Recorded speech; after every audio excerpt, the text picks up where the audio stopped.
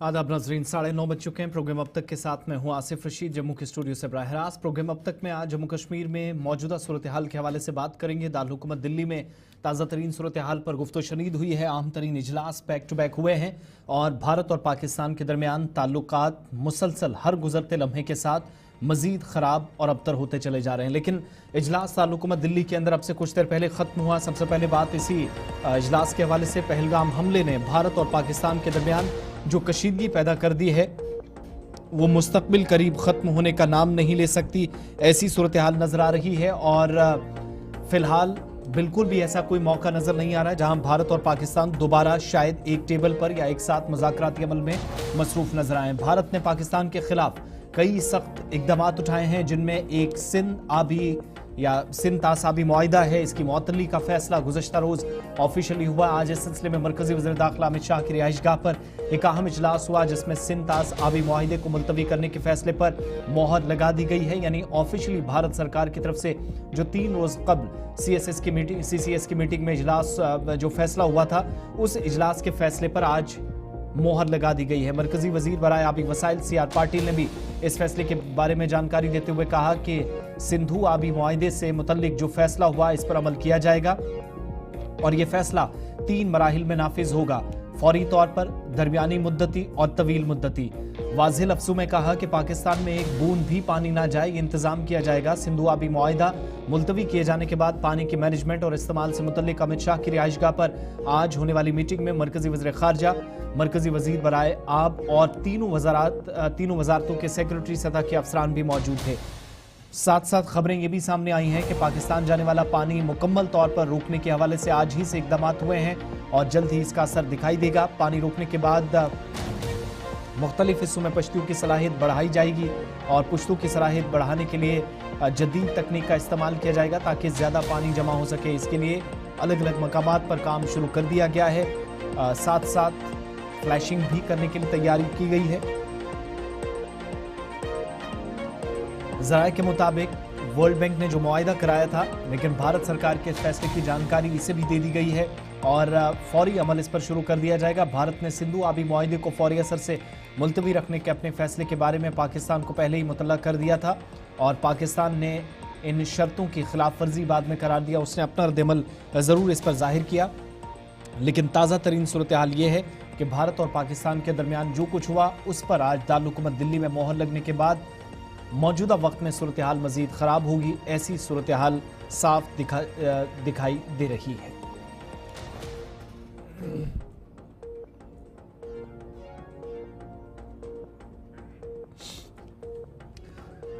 इधर lieutenant governor Manoj Sinha ने आज शाम तमाम डिप्टी कमिश्नर्स और SSPs की मीटिंग जम्मू कश्मीर के अंदर की। इस मीटिंग की सदारत खुद LG ने की। मीटिंग में लेफ्टिनेंट गवर्नर ने हुकाम को हिदायत दी है कि वो वजारत दाखिला की तरफ से मुतल्ला करदा आखिरी तारीख के मुताबिक पाकिस्तानी शहरियों की मौजूदगी को यकीनी बनाने के लिए मुनासिब और ज़रूरी कार्रवाई करें। वजारत दाखिला के हुक्म के मुताबिक तमाम मौजूदा जो दुरुस्त वीज़े हैं, सिवाय मेडिकल वीज़ों के तवील मुद्दती वीज़े हैं, सिफारती और सरकारी वीज़े हैं जो कि भारत सरकार की तरफ से पाकिस्तानी शहरियों को जारी किए गए थे, 27 अप्रैल 2025 से फौरी तौर पर मनसूख कर दिए गए हैं। पाकिस्तानी शहरियों को जारी किए गए मेडिकल वीज़े सिर्फ 29 अप्रैल से तक ही कारआमद होंगे और हिफाजती इकदाम और तरीक़ाकार को नाफिज करने पर जोर दिया गया, जो कि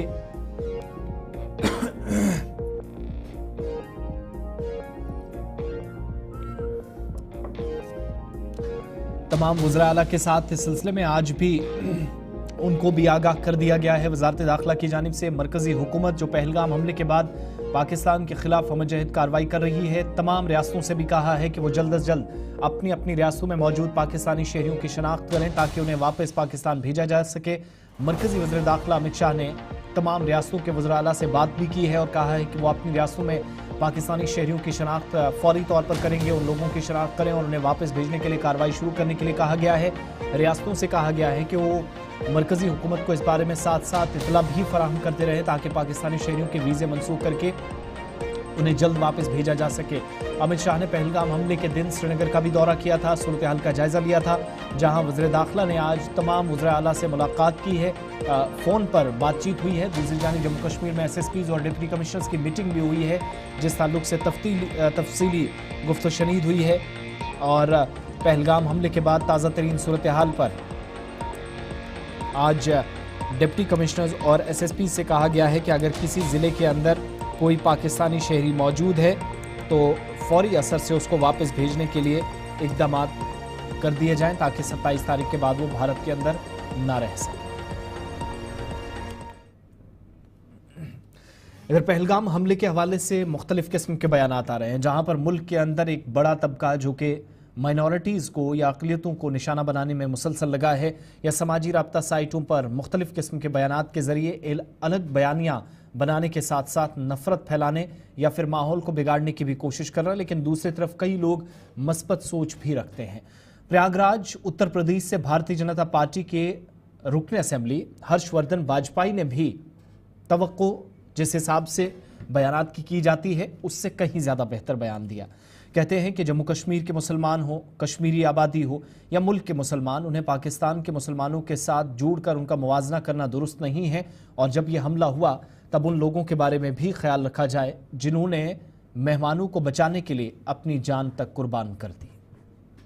देखिए, आपको मैं बता दूं,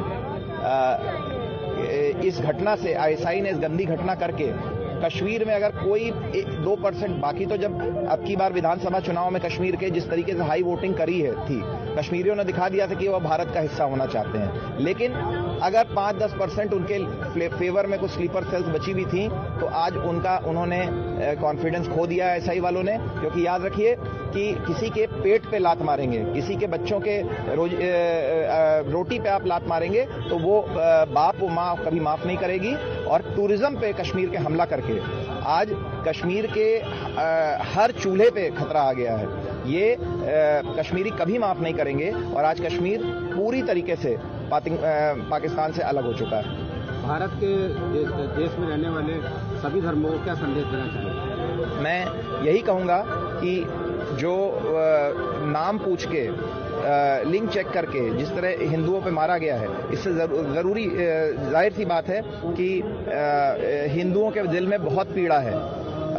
मैं भी हिंदू हूं, लेकिन याद रखिएगा अपने मन में उसका भी ख्याल रखिएगा, उस मुसलमान खच्चर वाले का ख्याल रखिएगा जिसने निहत्थे रूप से M4 राइफल आतंकवादियों से छीनने की कोशिश करी, उसकी जान चली गई। और उन कश्मीरियों के बारे में सोचिएगा जो मुसलमान हैं और आज श्रीनगर डाउनटाउन तक में शटर डाउन स्ट्राइक चल रही है। तो भारत के मुसलमानों को पाकिस्तानियों से कंपेयर मत करिएगा। इधर बड़ी खबर इस वक्त यह है कि महाराष्ट्र के नायब वज़ीर आला ने सैयद आदिल हुसैन के खानदान के लिए नए घर की तामीर का ऐलान कर दिया है। हालिया पहलगाम हमले में सैयद आदिल शाह की जान चली गई थी और इसके बाद से मुतअद्दिद लीडरान उनके घर पहुंच रहे हैं। नमाज जनाजा में भी हज़ारों लोगों की शिरकत हुई थी। पहलगाम के अंदर होने वाले इस हमले में अशमुकाम के रिहायशी आदिल की जान चली गई थी और अब इसके बाद शिवसेना के अरकान की जानिब से पहलगाम का दौरा भी किया गया है। आदिल की ये तस्वीर जो इस हमले में अपनी जान गंवा बैठे, इलाके में मातम पसरा है। और दूसरी तस्वीर आपके सामने है शिवसेना के लीडरान की, जिनमें नायब वज़ीर आला की जानिब से भी महाराष्ट्र के जिन्होंने अनाउंसमेंट की है कि वो आदिल के ख़ानदान के लिए, उनके परिवार के लिए नया घर बनाएंगे। ये जिम्मेदारी वो ले रहे हैं जिन्होंने मेहमानों को या टूरिस्ट को बचाने के लिए इकदाम किया। शिवसेना बाला साहेब ठाकरे की ये तमाम जो जिम्मेदारान थे, लीडर्स थे, वो आज साउथ कश्मीर गए थे और इन लीडर्स की तरफ से मुलाकात की गई आदिल के घर वालों के साथ।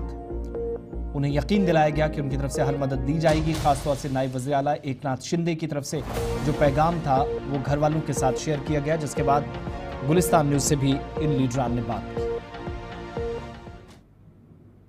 डिप्टी सीएम है और जो संवेदनशील नेता है, शिवसेना के मुख्य नेता एकनाथ जी शिंदे साहब, उनके आदेश के अनुसार और सांसद श्रीकांत शिंदे साहब के फाउंडेशन के तरफ से हमने उनको कोई मदद किया है और वो मदद भी दिया है। और उनका जो साहब ने जो देखा, साहब को मैंने बताया सब, जो हमारे बाकी भी टीम आए, साहब के कोई अधिकारी भी इधर आए हैं, उन्होंने पूरा वो घर का भी, उनका मकान का भी देखा। उनको रहने को मकान भी नहीं है, तो वो भी साहब ने वो मकान बनाने की घोषणा की है। घोषणा ने हम बना के जल्दी देंगे। दूसरी, जैसा ये जो है, जैसा वो जो सैयद आदिल हुसैन शाह है, उन्हें जैसा बहादुरी दिखाई है कि कश्मीरी युवा कैसा रहता है, जैसे उनको मालूम था उनका मेरा घर उन सब मेरे ऊपर है, उन्होंने वो भी परवाह नहीं की, खुद की जान की भी परवाह नहीं की, तभी भी वो आतंकवादियों के साथ वो लड़े हैं। वो लड़ते टाइम वो शहीद हो गए। जैसा उन्होंने बंदूक खींचने का प्रयास किया तो उनके दूसरे जो आतंकवादी ने आके उनको गोली मारा। जब साहब को जो ये पता सब मालूम हो गया कि उनके घर वाले ने उनके जो पापा जी की बाइट आई थी, उनके घर पे सिर्फ अकेला ही कमाने वाला था, उनके छोटे 2 भाई है, उनकी एक छोटी सिस्टर है, उनके एक सिस्टर का शादी भी नहीं हो गया। तब साहब को ये सब मालूम होने के बाद साहब ने डायरेक्टली डिसीजन लिया है कि उनको हमारे तरफ से, पार्टी की तरफ से उनको हेल्प होनी चाहिए। जैसा इसमें कोई ऐसा धर्म की बात नहीं, जैसा आतंकवादी को कोई धर्म नहीं रहता है। जो उनको मालूम था आदिल को कि यार ये बाहर पर्यटन लोग है, हिंदू है, तभी भी उन्होंने उनका खुद का जाने तक उन्होंने प्रयास कर लिया बचाने के लिए। वैसे हमारे भी संवेदनशील उप मुख्यमंत्री महाराष्ट्र के एकनाथ जी शिंदे साहब है, उन्होंने भी जैसा उनको वो भी कभी धर्म वो देखते नहीं है। जैसे वो साहब के घर में भी साहब का केयरटेकर भी एक आदिल नाम का बच्चा है, और ये साहब का ऐसा धर्म नहीं देखने वाले महाराष्ट्र के संवेदनशील उप मुख्यमंत्री। जब शिंदे साहब महाराष्ट्र के जब वो मुख्यमंत्री थे, तब जो हमारे महाराष्ट्र में जो जैसा एक्सीडेंट होता है, गोरगरीब हजार पे जो गोरगरीब लोग बीमार पड़ते, उसके लिए साहब ने 2.5 साल में 450 करोड़ मुख्यमंत्री सहायता निधि में लोग को लिए हेल्प किया है। इतना हमारा दयालु और संवेदनशील महाराष्ट्र के उप मुख्यमंत्री है। आप पूछे जैसा देश भर के युवा के लिए मेरा यही मैसेज है, जैसा आदिल ने जो आतंकवादियों के साथ लड़ने का प्रयास किया, वैसा भी हमने सबके मिल के ऐसा प्रयास किया तो आतंकवाद खत्म हो जाएगा। और इधर के जो NGO है, जनूबी कश्मीर के पहलगाम यानी गुज़श्ता दिनों जहां पर हमला हुआ, इस मकाम पर मौलिक हमले के दौरान सयाहों को बचाते बचाते हमलावरों से जो हमला करने वाले लोग थे या मिलिटेंट्स थे, उनसे राइफल छीनने की कोशिश में एक मकामी घुड़सवार सैयद आदिल हुसैन शाह वल सैयद हैदर शाह अपनी जान गंवा बैठे। मकामी घोड़ेबान सैयद आदिल हुसैन शाह समेत 26 अफराद की जानें गई। गम और तबाही या इस गैर यकीनी सूरत हाल के दरमियान आदिल के वालिद सैयद हैदर शाह अपने बेटे के आखिरी वक्त में बहादुरी, हिम्मत और शुजाअत को सलाम पेश कर रहे हैं। दुनिया भर से उनके लिए नेक ख्वाहिशात का इजहार किया जा रहा और आदिल के लिए दुआए मगफिरत और उनकी बहादुरी को सलाम पेश किया जा रहा है। इस बीच सैयद हैदर शाह ने गुलिस्तान न्यूज़ नुमाइंदा फिदा हुसैन से बात करते हुए कहा कि उन्हें अपने बेटे की शहादत की उस वक्त पे वो तो याद तो बहुत या ज़िंदगी भर याद रहेगा, लेकिन ये 22 फ़ख्र लम्हा ज़रूर है, मगर अपने बेटे का इतना गुरूर भी है कि अब तक उसी से ज़िंदा है। लेकिन गम इस बात का है कि जिन मुसाफिरों के लिए, जिन सयाहों के लिए उनके बेटे आदिल ने जामे शहादत नोश किया, वो 25 मासूम या गैर मुल्की सयाह हमारे दरमियान नहीं रहे। आदिल के वालिद ने गुलिस्तान न्यूज़ से ख़ास बातचीत की है। हम हापतनाड़ अशमुकाम, जहाँ पर आदिल के घर ताज़ियत के लिए लोग जो है आस पड़ोस के लोग वो पहुँच रहे हैं। यहाँ पर हमारी कोशिश रहेगी उनके घर वालों के साथ बात करने की, क्योंकि बहादुर बेटा इन्होंने गंवाया है बाइसरन हमले में। लेकिन जहां पर आदिल के लिए वाहवाही हो रही है, आदिल के लिए दुआए मगफिरत मांगी जा रही है, वही इनके घर वालों को नाज होगा अपने बेटे पर, अपने बेटे के उस बहादुरी पर, क्योंकि इकलौता बेटा था वो चिराग था, वो चिराग बुझ गया है। एक लौता बेटा था जो अपने घर को चला रहा था, रोजी रोटी उसी पर चलती थी। उनके वालिद साहब के साथ बात करेंगे, यहाँ पर उनके और भी लोग हैं, इनसे भी जानने की कोशिश करेंगे। आप अपना नाम बताइए और ये बताइए कि आपके पास कब ये खबर आ गई कि आपका बेटा जो है वो अब इस दुनिया में नहीं रहा, बाइसरन हमले में उसकी जान चली गई? जी, मेरा बेटा जो आदिल हुसैन था वो सुबह 8 बजे यहाँ से निकल गया, तो फिर बाद में 2 बजे तक कोई पता नहीं चला। 2 बजे के बाद हमने सुना कि वहाँ पे ऐसे हालात बिगड़ गए और गोलियाँ चल गई। तो फिर 2 बजे के बाद हमने फ़ोन करने की कोशिश की और फ़ोन किया, जिसकी वजह से नेटवर्क नहीं आए, और नेटवर्क ना आने की वजह से 4-4:30 भी बज गए, और 4:30 बजे तक हम ऐसा ही करते रहे। और बाद में फ़ोन जब ऑन हुआ तो हमने फ़ोन किया, लेकिन फ़ोन ऑन हुआ लेकिन उठाया नहीं किसी ने जी। तो फिर जब ऐसे ही करते रहे तो 6 बज गए, 6-7 बज गए। तो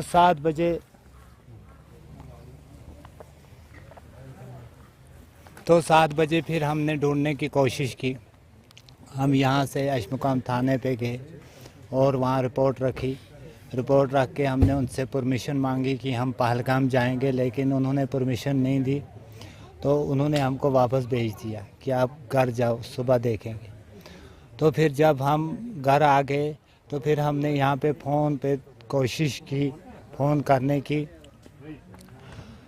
तो जब हमने कोशिश की फ़ोन करने की तो हमने फ़ोन किया तो थोड़ा बहुत पता चल गया कि पहलगाम हॉस्पिटल में कुछ लाशें भी हैं और कुछ डेड बॉडीज़ भी हैं।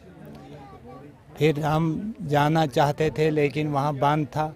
फिर थोड़ी देर के बाद वहाँ खुल गया तो हमारे लड़के यहाँ से चले गए, जिन्होंने उधर डेड बॉडी को देखा तो वहाँ पे आदिल की डेड बॉडी थी। तो ये बताइए कि कितना फ़ख्र है आपको अपने बेटे पे, जिसने उन मासूम लोगों की जान बचाते बचाते अपनी जान गंवाई। मुझे तो फ़ख्र भी है लेकिन गम भी बहुत ज़्यादा है।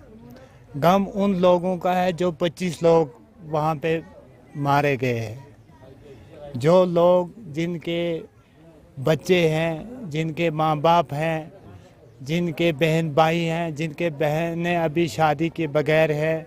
और उसका मुझे बहुत ज़्यादा गम है। जिस लड़की ने 7 दिन जिसकी शादी को हुए थे लेकिन उसका हस्बैंड इस दुनिया में ना रहा, इसका मुझे बहुत गम है। अच्छा, लेकिन आपको वो दुख नहीं है, अपने बेटे का दुख है जो 25 जाने चली गई, उसमें जो है जो ये कहते हैं कि 10 दिन पहले शादी हुई थी, उनका दुख है आपको। ये आप देख लीजिए, ये है बहादुर बेटे का बहादुर बाप, जिनका ये कहना है मुझे अपने बेटे पे फ़ख्र है, लेकिन फ़ख्र इस बात पर है मेरे बेटे ने जो बहादुरी की है, मुझे उसका दुख नहीं है कि वो अब मेरे साथ नहीं है, मेरे पास नहीं है, लेकिन ये दुख है जो 25 लोगों की जान चली। लेकिन बेटे मेरे की जान चली गई, उस पे मुझे बहुत दुख भी है, फ़ख्र भी है। इतना दुख नहीं है जितना मुझे फ़ख्र है उस पे। इतना फ़ख्र नहीं है जितना मुझे दुख है उस पे कि उनकी जान चली गई।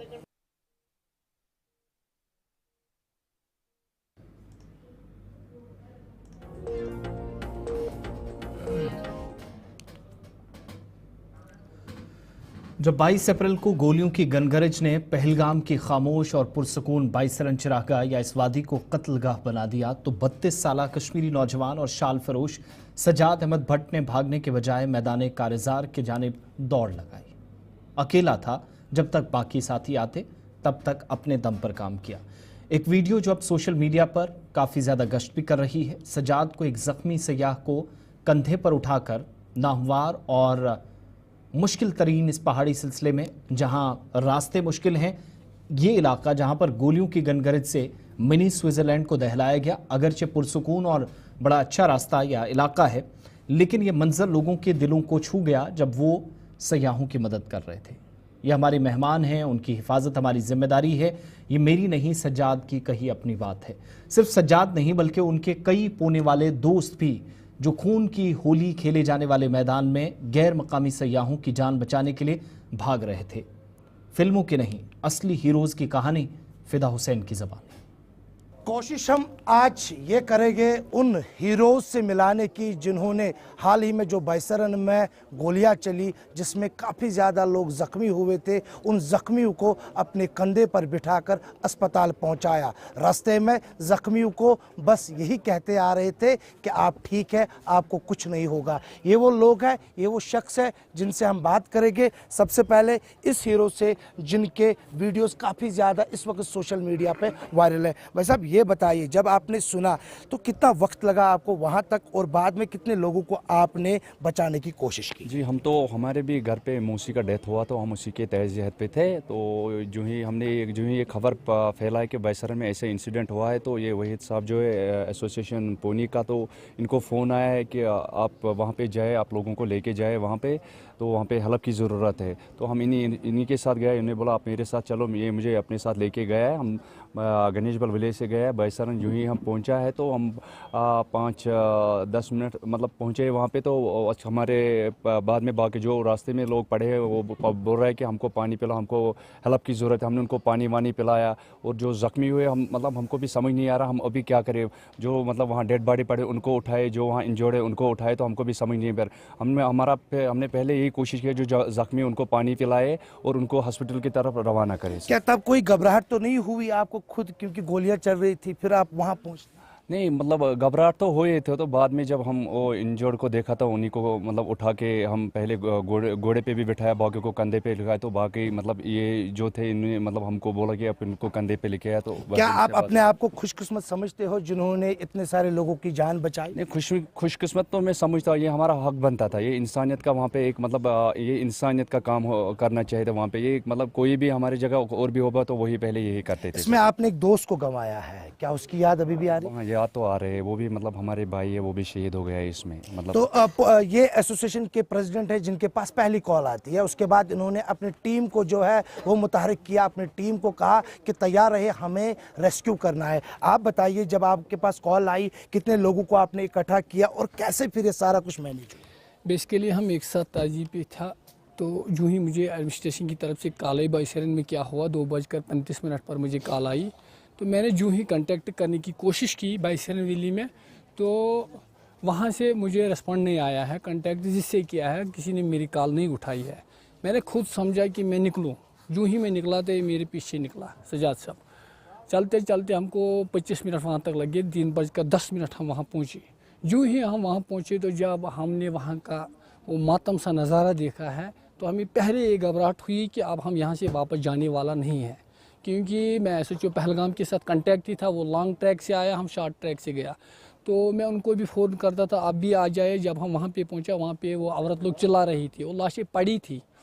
तो हमने पहले ये कोशिश की, मैं इधर से उधर क्यों जा रहा था। वो मुझे बोलते थे हमें हेल्प करो। मैं एक अकेला आदमी और ये हम 2 डेड बॉडी को उधर से इधर नहीं ले सकता था। जो ज़ख्मी थे हम इधर से उधर अकेला नहीं ले सकता था। मैंने पहले कोशिश की, मैंने अपने ग्रुप में जो मैसेजें डाली है, मैंने सब घोड़े वालों को रिक्वेस्ट की आप सब आ जाए। ATV वाला है, जो भी इस तबके से वाबस्ता है, टूरिस्ट से वाबस्ता, वो सब यहाँ पे आ जाए। 10-15 घोड़े वाले आए हैं। तो बाकी जो 200 तक निकले थे उनको नीचे में रुकाया गया। तो बाकी मैंने फिर पहले कोशिश ये की, पहले पानी पिलाया उनको। उनके बाद में हमने सबसे पहले ये कोशिश की, जब रईस सब भी आया तो हमने सबसे पहले ये कोशिश की ज़ख्मियों को हम नीचे मुंतकिल करी।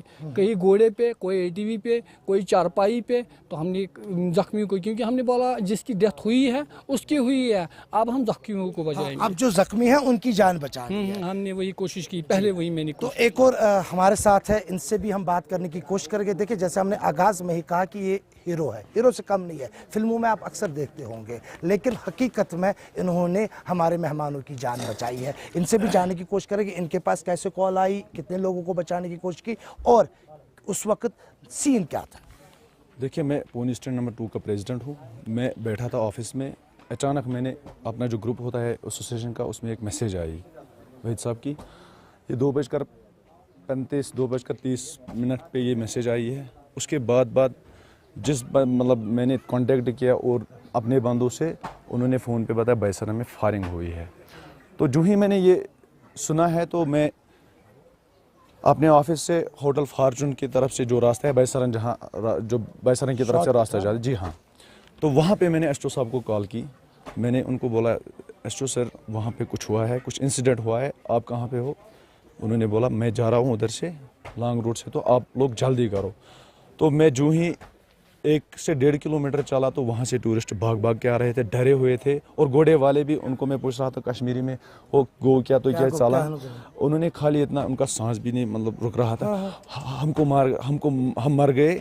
तो मैंने कम से कम रास्ते में 100-200 टूरिस्ट को रुकाया। वहाँ पे एक PHE की पाइप आ रही है, पानी का लाइन, उसको हमने खोला तो सबको पानी वहाँ पे पिलाया।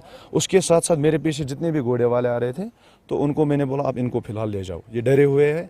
मैं उनको मतलब इतना इनको आप ले जाओ, इनको आप ले जाओ। और साथ साथ ये भी कहता रहा हूँ कि अभी आप सेफ हो। तो जो ही मैं बाईसरन करीब पहुँचा, इनके बाद में 5 मिनट का फ़र्क रह गया हमारा। 3:10 को ये पहुँचे, 3:15 को मैं पहुँचा। वो जो ही मैं एंट्रेंस पे आ गया, सबसे फर्स्ट डेड बॉडी मैंने एंट्रेंस पे ही देखी, गेट पे। उसके साथ साथ मैंने जब उधर कुछ भी नहीं सुना, कोई शोर नहीं, कोई इंसान नहीं, किसी को नहीं देखा, तो आप ये समझ लीजिए कि हमने वहाँ पे कलमा पढ़ा है पहले ही। मरने के लिए हम अंदर सोचा मारेंगे तो मारेंगे, लेकिन आज हमारी मतलब ये टूरिस्ट को नहीं मारा, इन्होंने हमारी फैमिलीज़ को मारा है। हम सीधे अंदर चले गए। वहाँ पे 2 लेडीज़ थे, उन्होंने हमको पकड़ के तीनों को, मैंने फिर इनको अंदर देखा, ये अंदर ऑलरेडी थे 5 मिनट पहले। मैंने वो इनको भी और सजाद भाई को मुझे लेके गए एंड पे, एक साइड में बोला मेरे पति को बचा लो। हम वहाँ पे पहुँचे तो ऑलरेडी वो डेड था। उनको हमने बोला अब अपने आप को संभालो, उनको हमने लाया, बच्चे को भी, दोनों ने लाया।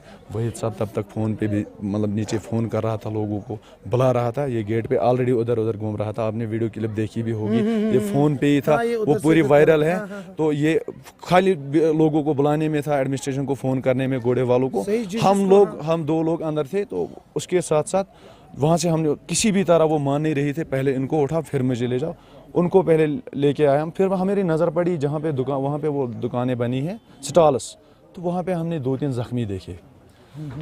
सबसे पहले कोशिश हमारी यही रही कि पहले हम ज़ख्मियों को ले जाए। जी हाँ, वहाँ पे कोई स्ट्रक्चर नहीं, कुछ भी नहीं। हमने उनको उठा के, एक बच्चे को इसके कंधे पे बिठा के, दूसरे को वहाँ पे वो लोकल नॉन लोकल लोग जो आने के बेचते हैं, उनका बेड हमने खाली किया, उस बेड पे बिठाया। वहीद साहब, मैंने और टूरिस्ट पुलिस के 2 बंदे थे। फारूक साहब है, वो ऑलरेडी लोकल पहलगाम का है, वो भी पहुँचा है हमारे पीछे। उन्होंने भी बहुत हेल्प किया उसको उठा के। और नीचे से जो घोड़े वाले कोशिश कर रहा था आने के लिए, तो उनके साथ साथ हमने ज़ख्मियों को भेजा। आधे रास्ते तक हमने लिया, वो चले गए नीचे। उसके बाद हमारे पीछे 10 मिनट के बाद एसओ साहब पहुंचा अपना टीम लेके। तो उन्होंने बहुत मतलब वहाँ पे मतलब उनके बारे में हम बयान नहीं कर सकेंगे उतनी उन्होंने कितना मेहनत की। उसके बाद 10 मिनट के बाद जो कंसर्न CRPF कैंप है, जी हाँ, वो पहुँच गए। CO साहब, तो क्या आप मानते हैं कि आपने एक अच्छा काम किया है? जी हाँ, हम तो मतलब हम बयान नहीं कर सके कि हमने कितना अच्छा काम किया है, क्योंकि ये हमारा फ़र्ज़ बनता था। आपका फ़र्ज़ बनता था। इन तीनों का यही मानना है। प्रेसिडेंट है, थोड़ा और ये कुछ हमसे शेयर करना चाहते हैं। देखिए, सबसे जो मेन मैसेज ये रहेगी कि इसने कहा है कि कितने लोगों को इन्होंने बचाया है। जब हम एंट्री पे हम चेक करते हैं, इस 2 बजे तक 1090 लोग अंदर गए थे टूरिस्ट। तो प्रेजेंट पोजीशन में उधर 300 तक होंगे। 25 अगर 25 डेथ बॉडी हो गई है, तो आप समझो 350 घोड़े वालों ने बचाया है। घोड़े वालों ने जो भाग के आया, घोड़े वालों ही ने बचाया है। बाकी जो वहाँ पे रह गए तो वो रह गए, मगर घोड़े वालों ने एक बड़ी कोशिश की है। बहुत कोशिश की है इन तीनों ने। पूरे पहलगाम ने, जिस तरह से पहलगाम के लोग सड़कों पर भी उतर आए हैं इनके खिलाफ, उस वहशियाना हरकत के खिलाफ, जो वहशियाना हरकत बाईसरन पहलगाम में कुछ दिन पहले मिलिटेंटों की तरफ से हमारे निहत्ते सैलानियों पर हमला करके किया है। ये वो 3 लोग थे। आप बने रहे हमारे साथ, क्योंकि प्रोग्राम अभी जारी। चलिए, इस हमले के बाद भारत और पाकिस्तान के दरमियान जो कुछ हुआ, भारत सरकार ने कुछ बड़े फैसले लिए, उससे आप सब वाकिफ हैं। लेकिन इसका असर जम्मू कश्मीर की सरहदों पर एक बार फिर से दिखना शुरू हुआ। DGMO सतह की बातचीत 2021 में 24 और 25 फरवरी को हुई और इस बात पर इत्तफाक हुआ कि दोनों तरफ से खामोशी रहेगी। सरहदों पर सीज फायर की वायलेशन या नाजंग मुआहदे की खिलाफ वर्जी कोई नहीं करेगा। लेकिन 4 या 4.5 बरसों तक सरहदें खामोश रहने के बाद, भारत और पाकिस्तान के दरमियान बढ़ती कशीदगी के बाद, सरहदी इलाकों में रिहाइश पजीर लोगों ने एक बार फिर से ज़ेर ज़मीन बंकरों की साफ सफाई का काम शुरू कर दिया है। तस्वीरें आप साथ साथ देखिएगा टंगधार की, जहां जंगी सूरत हाल में दुश्मन की गोलीबारी से सर छुपाने का मौका इन लोगों को मिले, इसके लिए इकदाम शुरू हो गए हैं। पिछले दिनों पहलगाम में हुए हमले के बाद लाइन ऑफ कंट्रोल से मुत्तसिल इलाकों में एक बार फिर हालात कशीदा नजर आ रहे हैं। वादी करना में भी, जहां ये हमारे नुमाइंदे की तरफ से तस्वीरें हम तक पहुंचाई गई हैं, लोग खौफजदा हैं, बेचैनी की कैफियत में मुब्तला हैं। लोग बंकरों की साफ सफाई में लगे हैं ताकि खुदा न खास्ता अगर जंग जैसी सूरत हाल या दोबारा से सरहद पार से अगर फायरिंग का सिलसिला शुरू होता है तो ऐसे में अपने जानो माल के तहफ़्फ़ुज़ को यकीनी बनाने की कोशिश शायद उनके हक में हो। इशफाक की रिपोर्ट LOC टंगधार से। पहलगाम में हालिया हमले के बाद लाइन ऑफ कंट्रोल से मुतासिर इलाकों में सख्त चौकसी बरती जा रही है। लोगों में एक बार फिर जंग का खौफ सर उठा रहा है। खदशा जाहिर किया जा रहा है कि कहीं दोबारा जंगबंदी की खिलाफ वर्जी न की जाए। मैं इस वक्त वादी करना में मौजूद हूँ, जहाँ सरहद सिर्फ चंद किलोमीटर के फासले पर है और यहाँ के लोग कई सालों से सुकून की सांस ले रहे थे, क्योंकि जंगबंदी के बाद गोलाबारी बंद हो गई थी। मगर अब एक बार फिर खौफ ने सरहदी बस्तियों को अपनी लपेट में ले लिया है। गांव-गांव में लोग एक बार फिर अपने पुराने बंकरों की सफाई कर रहे हैं। वो कम्युनिटी बंकर हो या फिर इंडिविजुअल बंकर हो, जो सालों से बंद पड़े थे, जिनमें कहीं देखा गया है कहीं घास हो गई थी और कहीं लोगों ने अपना जो है सामान रखा हुआ था। अब दोबारा जिंदगी की अलामत बन गए हैं। लोग अपने बच्चों और खवातीन को इन बंकरों को महफूज इस्तेमाल की तरबियत दे रहे हैं। तो हम आपको दिखा रहे हैं वीडियोस में, आप देख सकते हैं किस तरह से जो यहाँ पे बंकर्स हैं। बंकर्स में मैं अपने कैमरामैन को बताऊंगा कि वो दिखाएंगे कि बंकर्स के अंदर अभी जो सफाई चल रही है यहाँ पे अभी आप देख रहे हैं, क्योंकि जो माहौल है वहाँ पे माहौल ऐसा बना हुआ है कि कभी भी ऐसा लगता है कि जो जंगबंदी है उसकी खिलाफ वर्जी हो सकती है। क्योंकि रात को देखा गया कि कई जगहों में 3-4 जगहों के अंदर यहाँ पे जो है लाइन ऑफ कंट्रोल के एरियाज में खिलाफ वर्जी की गई। तो आपसे जानते हैं, क्या लगता है आपको, कितना टाइम हो गया था आपने जो ये मोर्चे थे, जो बैंकर्स थे, ये बंद थे और आज आप इनकी सफाई कर रहे हैं? देखिए, ये जो पहलगाम अटैक हुआ उसके बाद यहाँ हमारे को यहाँ टंगधार करना में LOC है, ये बड़ा एरिया है, यहाँ बहुत टेंशन हो रही है। रात से ये एक मैसेज भी है कि भाई अपने बंकर जो है उनको साफ़ रखिए। तो जो किसके पास पर्सनल बैंकर है वो भी हमने मतलब उसको भी साफ़ किया है। जिनके पास कम्युनिटी बैंकर हैं वो भी साफ़ करके रखे हैं। मतलब एक दहशत फैली हुई है इलाके में, डर और खौफ का माहौल है अभी। तो आप ये हम कहना चाहते हैं कि अगर पाकिस्तान एक फायर करेगा या हम 100 फायर मारेंगे उनको। तो आप मुझे बताइए, यहाँ पे कम्युनिटी बंकर्स कितने हैं और जो बाकी अगर हम बात करें इंडिविजुअल बंकर्स कितने बनाए गए हैं? देखिए, हमारे जो इस एरिया में टंगधार C है, पंचायत टंगधार C है, इसमें तो कम्युनिटी बंकर कोई नहीं है। इंडिविजुअल बैंकर हैं, पर्सनल बैंकर हैं, उनकी सफाई होगी, रात से ही होगी। तो कम्युनिटी बैंकर्स जैसा कि देखा गया था जब लास्ट बार सीज फायर वायलेशन हुआ था तो हमने देखा था बहुत सारे जो कम्युनिटी बैंकर्स बनाए गए। तो इतनी बड़ी पंचायत हो के तो इसको क्यों इग्नोर किया गया?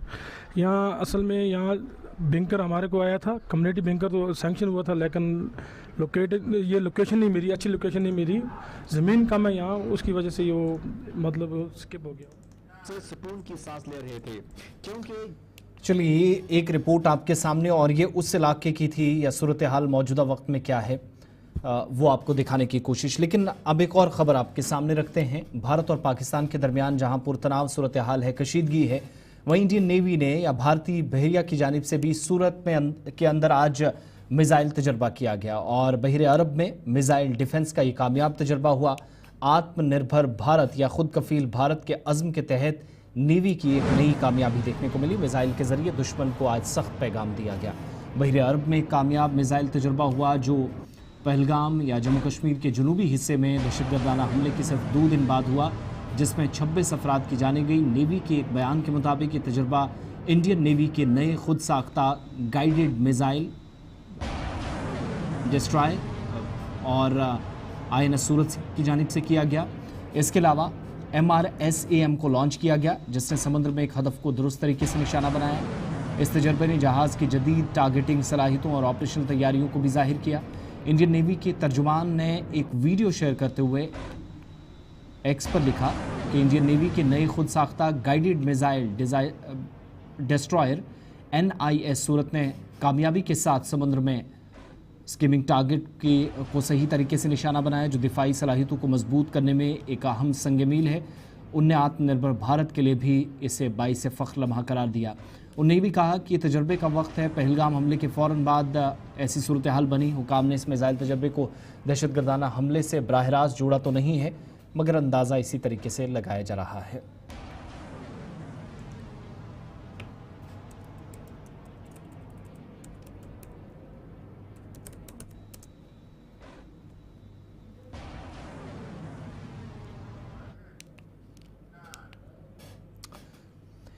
इधर भारत और पाकिस्तान के दरमियान पहलगाम में बढ़ती कशीदगी के बाद, पहलगाम हमले के बाद हुकाम ने चिनाब के इलाके में एक बड़ी कार्रवाई अंजाम दी, जिसके तहत सलाल डैम के दरवाजे पाकिस्तान के लिए बंद कर दिए गए। एक तरफ आज सिंतास मुआहदे की मअतली पर जहां वजारत दाखिला की जानिब से मीटिंग या वज़ीर दाखिला की रिहाइशगाह पर होने वाली मीटिंग के बाद मोहर लगा दी गई, जिसके बाद फैसला जम्मू कश्मीर में भी हुआ। भारत की जानिब से ये इकदाम सिंतास मुआहदे की मअतली के बाद फ़ौरन से उठाया गया, जिसका मकसद पाकिस्तान को पानी की फराहमी को महदूद करना है। सिंतास मुआहदा जो 1960 में भारत और पाकिस्तान के दरमियान तय पाया था, दोनों ममालिक के दरमियान पानी की तकसीम के हवाले से एक अहम मुआहदा है और इस मुआहदे के तहत पाकिस्तान को चिनाब, सिंध और झीलों से पानी की फराहमी की ज़मानत दी गई थी। लेकिन भारत की जानिब से इस मुआहदे की मअतली के बाद पाकिस्तान के लिए पानी की फराहमी में मुश्किलात का सामना हो सकता है। इस फैसले के बाद पाकिस्तान में पानी की कमी का शदीद सामना हो सकता है और ज़री पैदावार और दीगर शोबों में मनफी असरात मुरतब हो सकते हैं। भारतीय हुकाम ये भी कहती है कि इकदाम दिफाई और कौमी मफाद के तहत किया गया, ताहम इस पर पाकिस्तान की जानिब से पहला ही मगर शदीद रद्द-ए-अमल सामने आया था। भारत और पाकिस्तान के दरमियान बढ़ते तनाव के बीच line of control, international border या दीगर हिस्सों के अंदर सूरत हाल इंतहाई तशवीशनाक नजर आ रही है।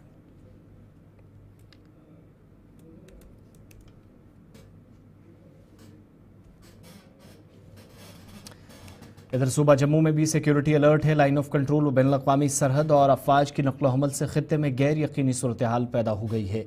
जम्मू से गुलिस्तान न्यूज़ नुमाइंदा शिल्पा शर्मा की रिपोर्ट। पाकिस्तान के बढ़ते तनाव के बीच बड़ा फैसला लिया गया है। ऑक्ट्राई पोस्ट जो कि सुचेतगढ़ बॉर्डर पे है और ये ऑक्ट्राई पोस्ट जीरो लाइन पर है, जिसे सिविलियंस की मूवमेंट के लिए बंद कर दिया गया है। ये बड़ा फैसला जो है वो बीएसएफ के द्वारा लिया गया है, जहां पर किसी प्रकार की कोई भी सिविलियन की मूवमेंट नहीं होगी।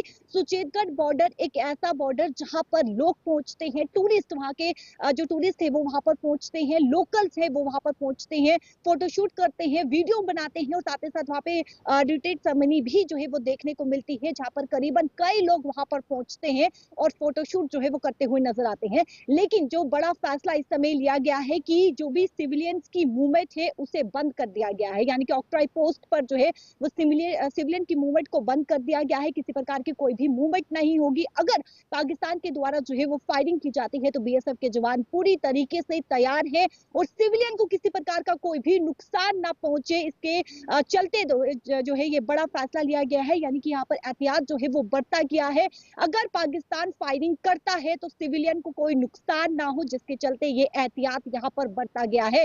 इस समय की अगर बात करूं तो आप देखिए सुरक्षा व्यवस्था भी 4-चौबंद नजर आ रही है। अंतर्राष्ट्रीय सीमा पर सेना के अतिरिक्त जवानों को तैनात किया गया है। चप्पे चप्पे पर इस समय निगरानी रखी जा रही है, किसी प्रकार की कोई भी चूक ना हो, इसको लेकर पूरी तरीके से जो है वो जम्मू कश्मीर पुलिस के जवान यानी कि सुरक्षा बल इस समय अलर्ट मोड पर है। और ये बड़ा फैसला लिया गया है जो ऑक्ट्राई पोस्ट है, यानी कि जो सुचेतगढ़ बॉर्डर पे पड़ता है, वहां पर अब किसी प्रकार की कोई भी सिविलियन की मूवमेंट नहीं होगी, कोई भी टूरिस्ट जो है वो वहां पर नहीं जाएगा, फोटोशूट या फिर वीडियोस हो, किसी प्रकार की कोई भी मूवमेंट जो है वो वहां पर देखने को नहीं मिलेगी। कैमरा पर्सन संजय के साथ शिल्पी शर्मा, जम्मू। भारत और ऑक्ट्राई पोस्ट जो कि सुचेतगढ़ में एक ऐसा मकाम है जो भारत और पाकिस्तान के दरमियान इंटरनेशनल बॉर्डर भी है और सयाहत के एतबार से या सरहदी सयाहत को फ़रोग देने की जब बात हुई तो ये खित्ता काफ़ी ज़्यादा सुर्खियों में भी आया। ऑक्ट्राई पोस्ट पर जहां सयाहों को या लोगों को सरहद के बिल्कुल करीब जाकर वीडियोज़ और फ़ोटो शूट करने की इजाज़त दी जाती थी, जहां से सियालकोट पाकिस्तान महज 11 किलोमीटर की दूरी पर वाक़ है, अब असल मकाम जहां पर सयाह जाकर तस्वीरें खींचते थे उस मकाम से तकरीबन 400 मीटर पीछे ही रोक दिया गया है।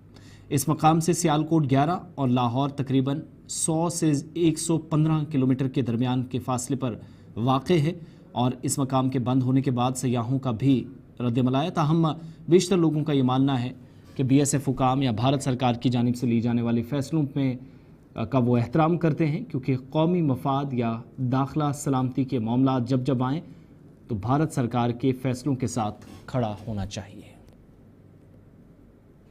जम्मू कश्मीर घूमने बच्चों के साथ सब फैमिली हम सब दोस्त भाई आए थे, पर जिस हिसाब से पहलगाम में जो अटैक हुआ है उस हिसाब से हम सभी डर गए थे, क्योंकि आज तक टूरिस्ट पे कभी अटैक हुआ नहीं। जो पहली बार अटैक हुआ है ये बहुत शर्मनाक है और हम अपने सरकार से यही दरख्वास्त करते हैं कि इसका मुंह तोड़ जवाब दिया जाए। और हम अभी जिस रेजिमेंट में यानी जिस बॉर्डर पे आए हैं, यहाँ पे आने की हमें जो परमिशन दी हमारे जवानों ने, उनके लिए हम तहे दिल से आभारी है, आभार व्यक्त करते हैं, शुक्रिया मानते हैं उनके। अभी हम कल यहाँ से दिल्ली के लिए रवाना हो जाएंगे। नागपुर महाराष्ट्र से आई हूँ। हम सारे फैमिली मेम्बर्स श्रीनगर पहलगाम के लिए निकल रहे थे, और पहलगाम में बहुत बड़ा हादसा हुआ था। ये पहली बार हुआ है और बहुत ज़्यादा शर्मनाक हालत हुए थे वहाँ पर। हम हमारी सरकार से यही निवेदन करते हैं कि उन्हें करारा जवाब मिला जाए। यह हालत देखते हुए हम हमारी फैमिली के साथ, हमारे साथ छोटे बच्चे होने के कारण से हम वहाँ से जम्मू के लिए आए हैं। ये BSF जवान जो है उन्होंने हमें यहाँ पर परमिशन दी, देखने के लिए मौका दिया, उनका तहे दिल से हमारा शुक्रिया करते हैं। हम श्रीनगर घूमने गए थे हमारे बच्चों के साथ, बट वहाँ पे जो हालात हुए हैं वो हालात देखते हुए हमारी हिम्मत ही नहीं हुई सामने जाने की, और हमारे साथ छोटे छोटे बच्चे होने के कारण हम फिर जम्मू रिटर्न आए। और जम्मू आने के बाद फिर हम BSF बॉर्डर पे आए हैं, तो BSF के जवानों ने हमें अंदर आने की परमिशन दी और वो हमारे सुरक्षा के लिए तैनात थे कि हम यहाँ पे थोड़ा सा अच्छे से घूम सके। वो हमारे आजू बाजू ही सुरक्षा कर रहे हैं, और मैं सरकार से निवेदन करती हूँ कि वो जो आतंकी हमला हुआ है टूरिस्ट पे, वो उनको करारा जवाब दे और उनका ऐसी पनिशमेंट दे कि सब हालात थोड़ा सा सुधर जाए और बाकी टूरिस्ट भी अभी अच्छे से घूम सके। और हम अभी यहाँ पे आके हमारे बच्चे थोड़ा सा रिलैक्स हुए हैं और अच्छे से घूम रहे हैं, नहीं तो बच्चे भी चाहते थे कि कहीं घूमें। इंटरनेशनल बॉर्डर पे खड़े हैं, BSF वालों ने हमें यहाँ पे आने की परमिशन दी है। BSF वालों का मैं तहे दिल से शुक्रिया अदा करता हूँ कि उन्होंने हमें इंटरनेशनल बॉर्डर पे खड़ा रहने का मौका दिया। पर हमें इस बात का भी दुख है कि हम 0 पॉइंट तक नहीं पहुँच पाए, क्योंकि वहाँ की हालत अच्छी नहीं होने के कारण BSF वालों ने हमें 0 पॉइंट तक भेजा नहीं। अगर हालत अच्छी रहती तो हम 0 पॉइंट भी देख पाते।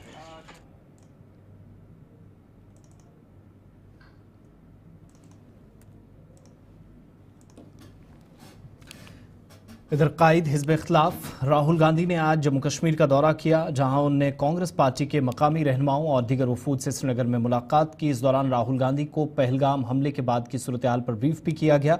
राहुल गांधी सीधा फौजी अस्पताल पहुंचे, जहां उन्होंने हमले में जख्मी होने वाले शहरियों की आयादत की और उनकी जल्द सेहतियाबी के लिए दुआ की। दौरे के दौरान राहुल गांधी ने जम्मू कश्मीर के लेफ्टिनेंट गवर्नर मनोज सिन्हा और वज़ीर आला उमर अब्दुल्ला से भी मुलाकात की, जिनके साथ मुख्तलिफ उमूर पर तबादला ख्याल हुआ। राहुल गांधी के साथ कांग्रेस की आला क़यादत और जम्मू कश्मीर की क़यादत भी मौजूद थी। श्रीनगर में मीडिया नुमाइंदों से बात करते हुए राहुल गांधी ने यकीन दहानी कराई कि वो जम्मू कश्मीर के अवाम के साथ है और मुश्किल वक्त में उनका साथ देंगे, जबकि मरकज़ी हुकूमत की जानिब से उठाए जाने वाले इक़दामात की भी उन्होंने हिमायत की। Been a terrible tragedy, and I came here to get a sense of what is going on and to help.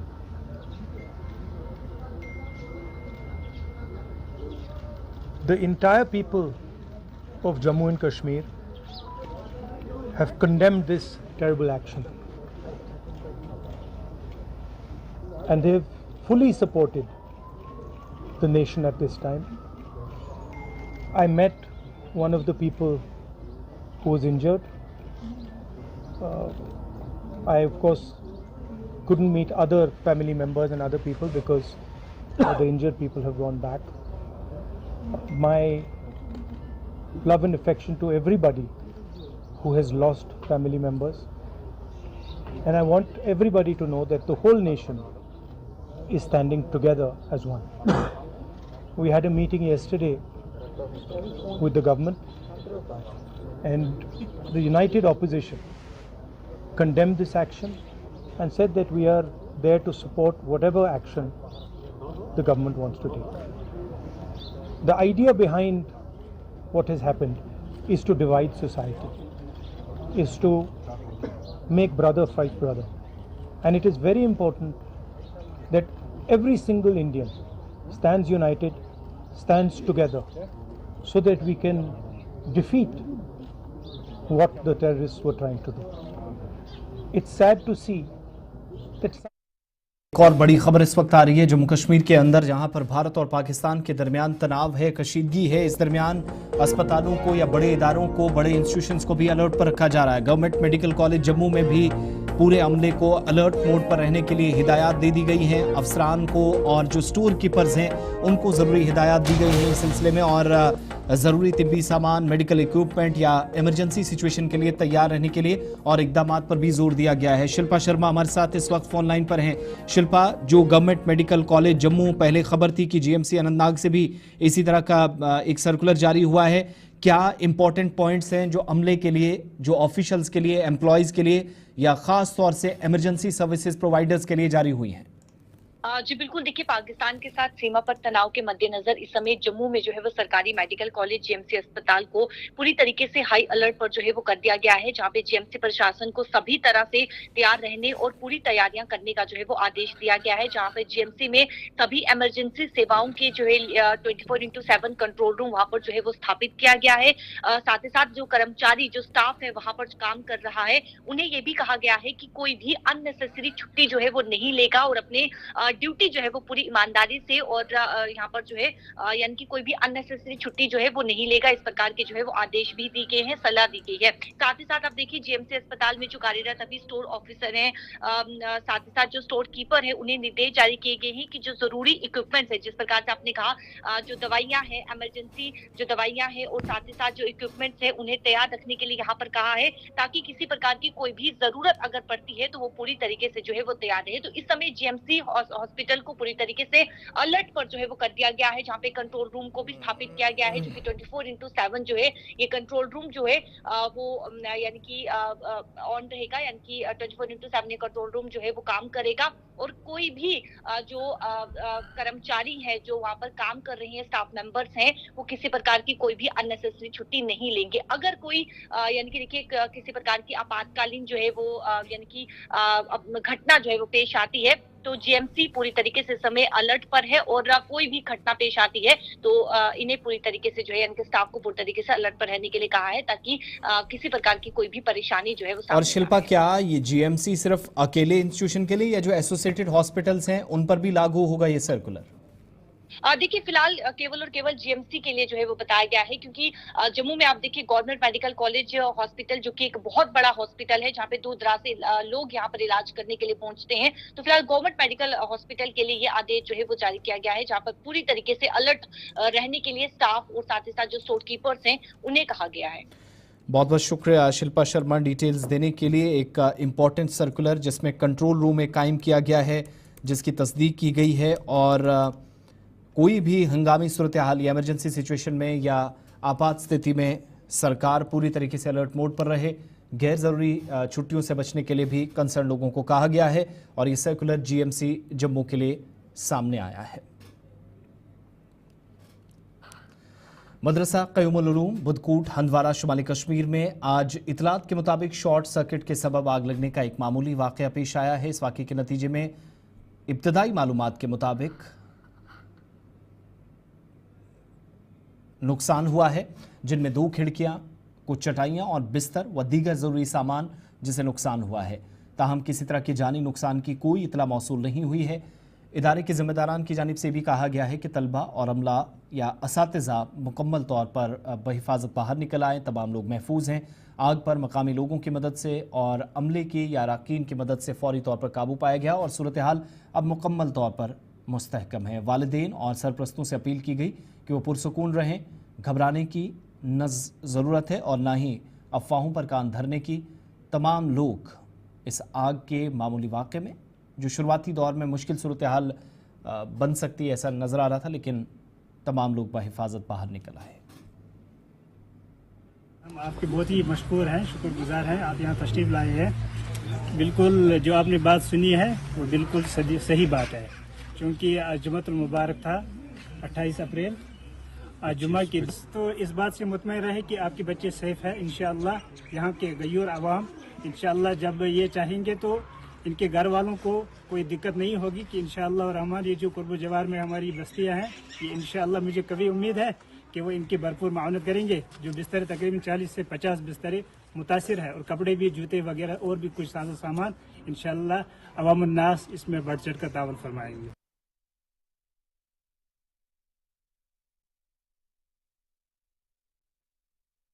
जिला पुंछ में देर शाम जिले के मंगनाड़ गांव में जनरल मेमोरियल के नज़दीक दरियाई पलिस्तियां के अंदर माहीगिरी के दौरान एक शख्स गर्क-ए-आब हो गया है।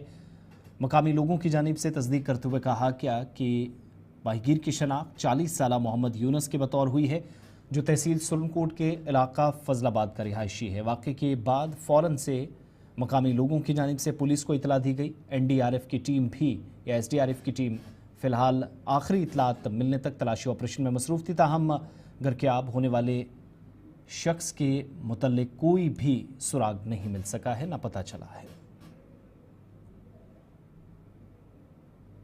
जाकिर हुसैन ASA SDRF से SDRF से, तो हमें अभी जस्ट इन्फॉर्मेशन मिली थी कि एक कोई मच्छी पकड़ने वाला जो बंदा है वो अभी कहीं दरिया में मच्छी कर रहा था, फिशरमैन था, वो कहीं डूब गया है। तो तुरंत हम पहुँचे, हमें रेस्क्यू शेस्क्यू किया, हमने ढूंढा, सर्च किया उसमें, लेकिन अभी उसका कुछ पता नहीं चला है। तो उसका नाम जो है वो मोहम्मद यूनुस है, सल्लल्लाहु मोहम्मद बशीर और फजलाबाद का रहने वाला है। तो इस वक्त मतलब काफ़ी देर हो चुकी है, देरी की वजह से सर ऑपरेशन हमें क्लोज करना पड़ा है। तो अर्ली सुबह हम इसका फिर दोबारा से इसको कंटिन्यू करेंगे। रुकन असेंबली हल्का इंतखाब ST कुकरनाग अनंतनाग चौधरी जफ़र अली खटाना की सदारत में आज जनूबी ज़िले के कुकरनाग के बजट अकोमोडेशन में महकमा तालीम की जिम्मेदारियों के साथ एक मीटिंग मुनाकिद हुई और जिम्मेदारान के साथ जोन में कुकरनाग के अंदर ख़ास तौर से जोन वाइलू, जोन बुडर और जोन शांगस से वाबस्ता अफसरान ने भी मीटिंग में शिरकत की, जिसका बुनियादी मकसद मुख्तलिफ इलाकों के अंदर तालीमी इदारों में अमले की कमी व दीगर मामलात पर तफसीली तबादला ख्याल या गुफ्त शनीद करना था। इस हवाले से आज मुतलकीन से बात की गई और इस बात पर जोर दिया गया कि बच्चों की तालीम को मुतासिर होने से बचाने और सूरत हाल के मद्देनज़र ज़रूरी इक़दाम उठाने पर जोर दिया गया और बेहतर व मयारी तालीम फराहम करने के सिलसिले में हुकूमती इक़दाम के बाद मकामी सतह पर भी फ़ैसलों पर अमलावरी को यकीनी बनाया जाए। इस मीटिंग में दीगर कई मामलात पर भी बात हुई। इलाके में ख़ास तौर से प्रिंसिपल्स या हेड मास्टर्स की स्कूलों में कमी या स्कूलों के सरबराहान जो मुख्तलिफ इलाकों में बगैर सरबराहान के काम कर रहे हैं, वहाँ पर निज़ाम बेहतर किया जाए, इस हवाले से भी गुफ्तगू शनीद हुई। रुकन असेंबली खटाना की जानिब से मीडिया से भी बात की।